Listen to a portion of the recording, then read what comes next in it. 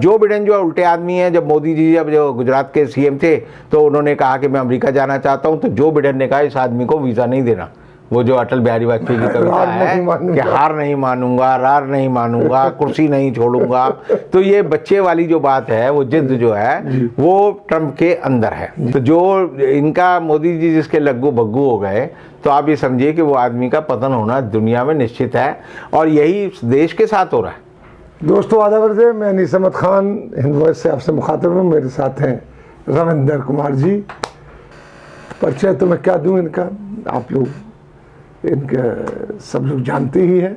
रविंदर कुमार जी, बहुत बहुत खैर मकदम स्वागत है आपका जी। हम आपसे बात करेंगे राष्ट्रपति चुनाव जो हुआ है उसमें अमेरिका में जी हमारे ट्रंप हार गए। हमारे मैं इसलिए कह रहा हूँ कि हमारे मोदी जी उनको अब की बार ट्रंप सरकार का नारा दे के आए थे, और उसके बाद यहाँ भी लाए थे प्रचार कराने के लिए, शायद अपना प्रचार कराने के लिए आए थे। लेकिन ट्रंप ने ये नहीं कहा कि अब की बार मोदी सरकार नहीं कहा था, उन्हें वो चले गए थे अपने, और बड़ा स्वागत था। दीवारें लगा दी गई थी, गरीबों के बीच में बना दी गई थी बाकायदा। वो हार गए बेचारे हार गए, बहुत बुरी तरीके से हारे। अभी तक की स्थिति में सबसे, लेकिन जिद पे अड़ी हुई है कि मैं नहीं छोड़ूंगा, मैं छोड़ूंगा ही नहीं, बाहर नहीं निकलूंगा। केस पे वाइफ भी उनकी कह रही है छोड़ दे भाई, लेकिन नहीं छोड़ूंगा। तो पूरा जो है, तो आप बताइए कि वो एक मजाक का फिगर बन के रह गए हैं ट्रंप। आज से नहीं, शुरू से। इससे क्या संदेश पूरी दुनिया में जाता है, क्योंकि ये इलेक्शन बड़ा मायने रखते हैं, पूरी दुनिया के लिए मायने रखते हैं, क्योंकि सबसे बड़ी डेमोक्रेसी है दुनिया की अमेरिका, और सबसे बड़ी पावर है, और वहाँ का प्रेसिडेंट सबसे पावरफुल आदमी है। तो क्या मायने रखता है? ट्रंप जो है दुनिया के सबसे ताकतवर आदमियों में से है, और 20 जनवरी 2021 तक वो सबसे दुनिया के ताकतवर आदमी रहेंगे। लेकिन जो चुनाव हुए हैं अमेरिका के, उस चुनाव में दोनों के बीच में आप देखेंगे तो 19-20 का फर्क रहा है। कभी बिडेन आगे थे, कभी ट्रंप आगे थे, और ये जिसे कहते हैं फोटो फिनिश, जिसे आप जो है कैमरा लगा के देखते हैं कि भाई कौन आगे है, कौन जीता है, वो वाला लगती है। जी हाँ, वो वाला रहा।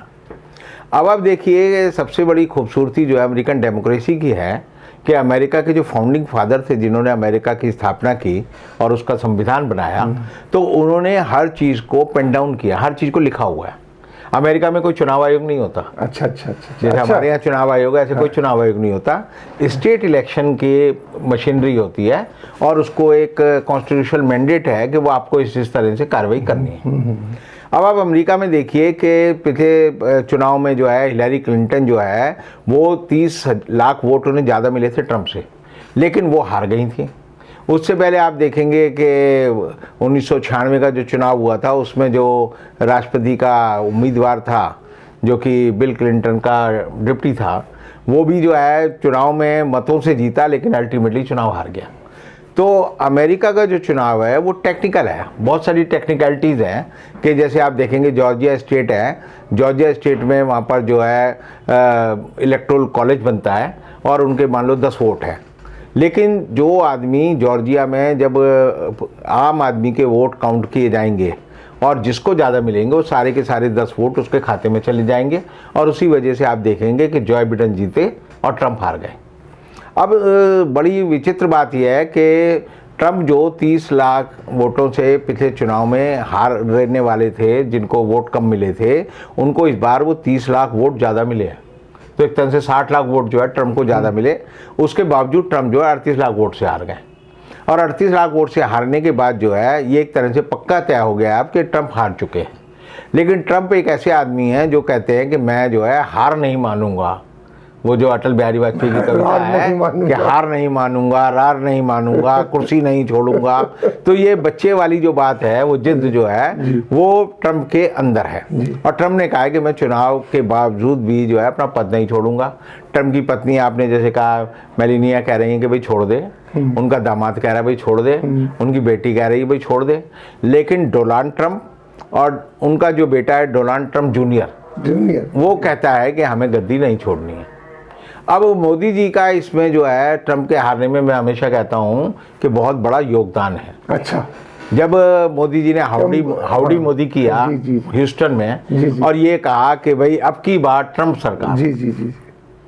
तो ट्रंप बड़े खुश हुए। हाँ। फिर उन्होंने कहा जी अहमदाबाद आ जाओ, हम नमस्ते ट्रंप करेंगे। हाँ। तो वो परमानेंट नमस्ते ट्रंप हो गया। जी। और नमस्ते ट्रंप जिस दिन किया था, तभी मैंने अपने फेसबुक पे लिखा था कि अब ट्रंप को जीतने से कोई ताकत जो है जिता नहीं सकती। अच्छा, हाँ हाँ। ये हर हाल में हारेगा, क्योंकि मोदी जी ने इसे अपना जो अभिशाप दे दिया। मोदी जी ने जिसका साथ दिया है वो हारा है। जैसे आप देखेंगे, कैसे कह सकते हैं आप देखेंगे कि कनाडा का जो प्राइम मिनिस्टर था, मोदी जी उसके साथ थे, वो हार गए। फिर वो थेरेसा मे के साथ थे, जो ब्रिटेन की प्रधानमंत्री थी, वो चुनाव हार गई। फिर वो ओलांद के साथ थे, फ्रांस के, वो चुनाव हार गए। फिर आप देखेंगे कि वो ओबामा के साथ थे, तो ओबामा भी चुनाव हार गए। बराक कहते थे, बराक ओबामा को कहते, तू तड़ाक से बात करते थे। तू तड़ाक से। फिर वो जो है जापान के प्राइम मिनिस्टर के साथ थे, उन्होंने को बेचारों को अपनी गद्दी छोड़नी पड़ी। तो मोदी जी जो थे अब ट्रंप के साथ थे, तो ट्रंप को गद्दी छोड़नी पड़ी। मोदी जी नवाज शरीफ के साथ थे, उनके घर बिरयानी खाने गए थे, तो वो चुनाव हार गए। मोदी जी जो है श्रीलंका के श्री सेने रणसिंगे के साथ थे, वो बेचारे चुनाव हार गए। तो अब जो है पुतिन की हालत भी ख़राब है, अल्जाइमर उनको हो गया है, और ये पता चल रहा है कि उनको पद छोड़ना पड़ेगा। तो मोदी जी जिसके साथ रहे हैं उसके साथ जो है दुर्भाग्य चिपक जाता है, और वो चिपक जाता है तो उसे बेचारे को हार के अपनी गद्दी छोड़नी पड़ती है। अब सिर्फ जो है एक ही आदमी ऐसा है दुनिया में, आप देखेंगे कि सिर्फ शी जिनपिंग है जिनसे मोदी जी की तनातनी है, लगी हुई है। इसीलिए शी जिनपिंग जो है अपने पद पे बने हुए। अगर मोदी जी से शी जिनपिंग की दोस्ती हो जाए तो मुझे लगता है कि 4-6 महीने में उसको भी अपना पद ये वजह क्या है कि कोई देवी प्रकोप है कि नहीं? एक हमारे हिंदू शास्त्रों में जो ज्योतिष के शास्त्र हैं उसमें शगुन अपशगुन आता है। जो कहते हैं ना, सुबह जो है फलाने आदमी के चेहरा देख लिया तो आज का दिन खराब बीतेगा। तो जो इनका मोदी जी जिसके लग्गू बग्गू हो गए, तो आप ये समझिए कि वो आदमी का पतन होना दुनिया में निश्चित है।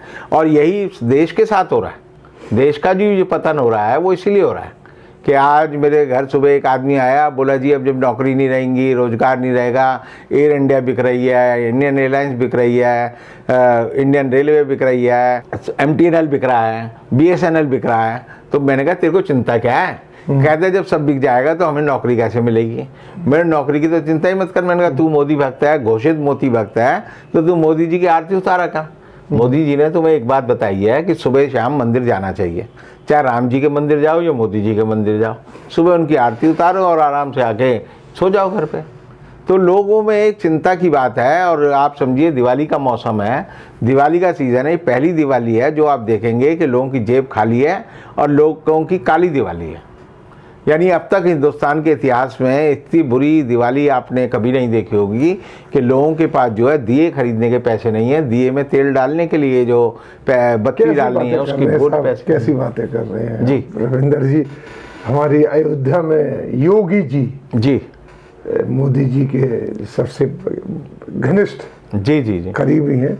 वो तो सैकड़ों अरबों रुपए की खर्च करके दीप उत्सव मना रहे हैं। देखिए आपको भी दिया जलाना हो तो आप भी वर्चुअल दिया जला। देखिए आप देखिए वहाँ पर 70 करोड़ रुपए सरकारी खजाने से खर्च करके दिए जलाए जाएंगे, लेकिन लोगों के घरों में जो अंधेरा है उसके घर दिया का जलाने कौन जाएगा? हमें तो लोग लक्ष्मी जी की पूजा इसलिए नहीं करते कि पड़ोसी के घर में लक्ष्मी आए। पूजा करने का मकसद ये होता है मेरे घर लक्ष्मी आए। लक्ष्मी जब आम आदमी के घर में आएगी तभी तो देश की दिवाली मनेगी।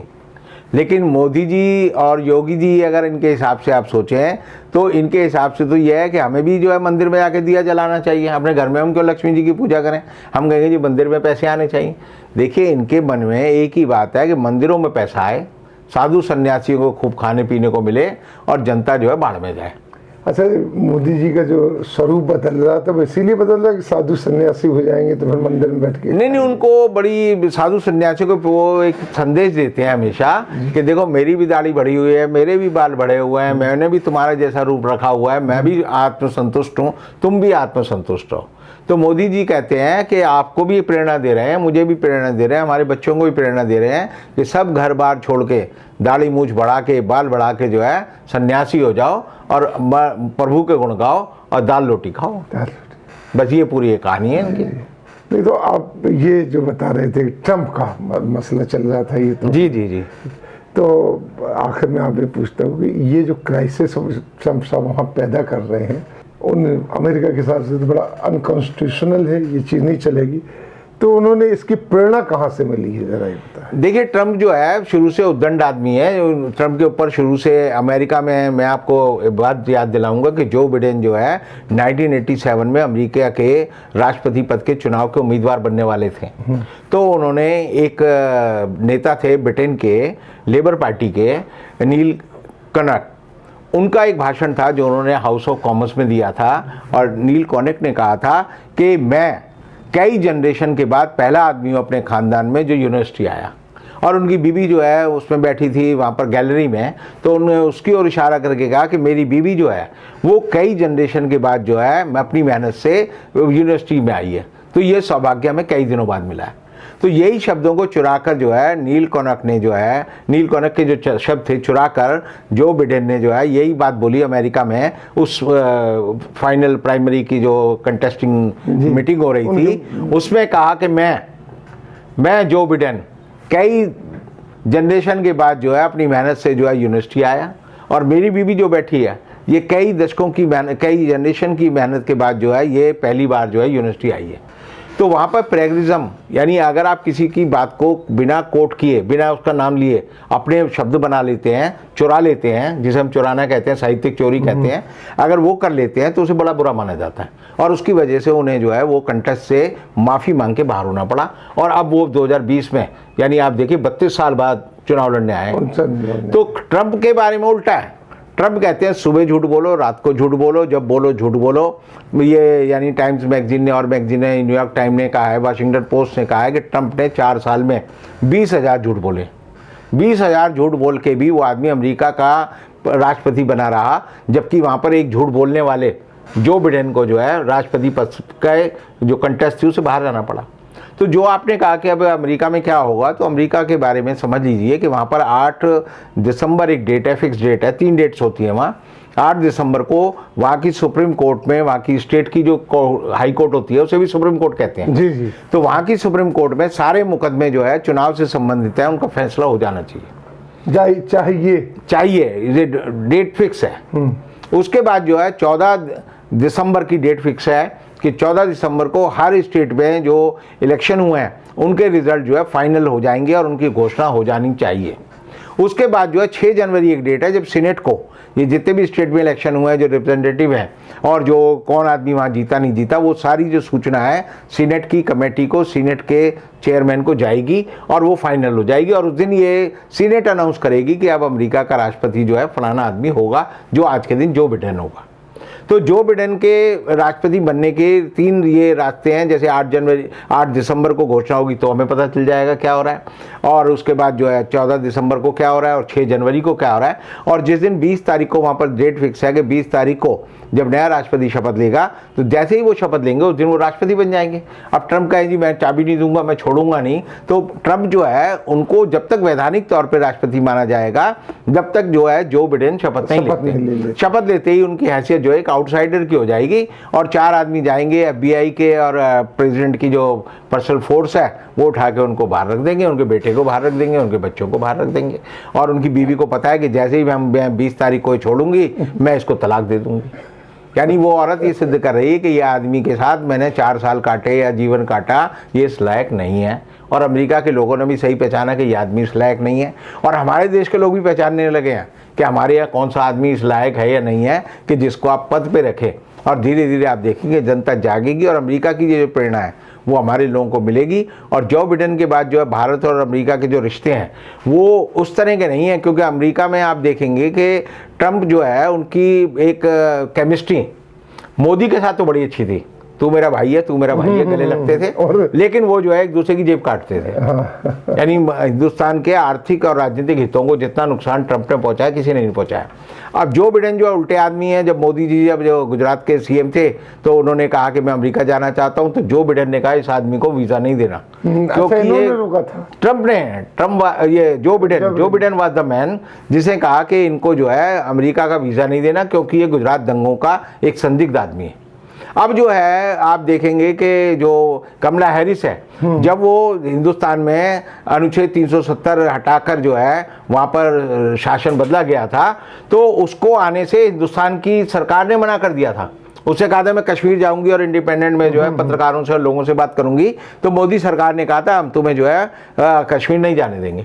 तो एक तरह की इस तरह की बातें जो हैं जो सारी आएंगी धीरे धीरे, वो सब सरफेस होंगी और तब पता चलेगा कि भारत अमेरिका के रिश्ते क्या हैं। लेकिन एक तरह से आप मान के चल सकते हैं कि दुनिया का सबसे ताकतवर लोकतंत्र और दुनिया का सबसे बड़ा लोकतंत्र, यही जो है भविष्य की आशा है, और हम दोनों साथ चलेंगे, एक दूसरे से अच्छी चीज़ सीखेंगे, ये मेरा मानना है। बहुत बहुत शुक्रिया, बहुत बहुत शुक्रिया रविंदर जी आपका। इसी के साथ हम वापस चलते हैं स्टूडियो। अगले में फिर मुलाकात होगी रविंदर जी के साथ, तब तक के लिए दीजिए हमें इजाज़त।